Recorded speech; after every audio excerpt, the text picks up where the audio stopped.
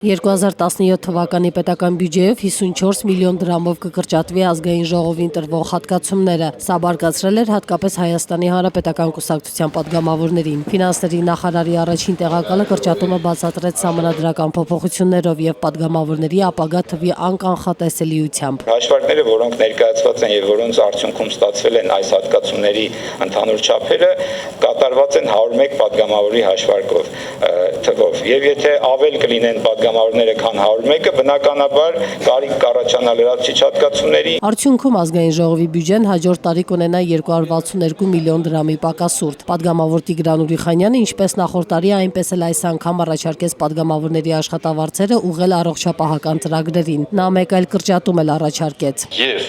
այդ էլեկտրոնային փաստաթղթաշրջանառության համար տրամադրվող գումարից, որովհետև ես ձեզ դրա անվճարի տեղը ցույց կտամ։ Խոսքը 12 միլիոնի մասին է, եթե դուք կգտնեք որևէ կազմակերպություն,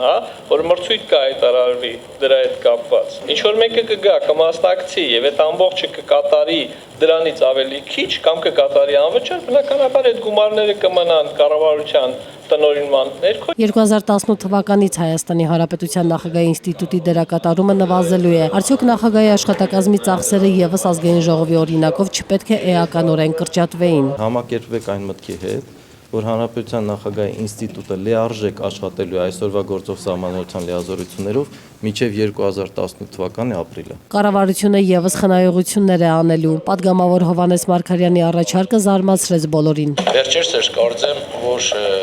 փոխնախարարը առողջապահության, որ հեծանիվով էր որոշել գնալ գալ աշխատանքի, իրեն հայեցողության է մնում, թե հանվում է ծառայողական մեքենա։ Յուրաքանչյուր փոխնախարար ունի սպասարկող ավտոմեքենա, որտեղ միգուցե աշխատանքի կարելի է գալ հեծանիվով, բայց եթե դուք պետք է մեկնեք մարզ, ունեք աշխատանքներ,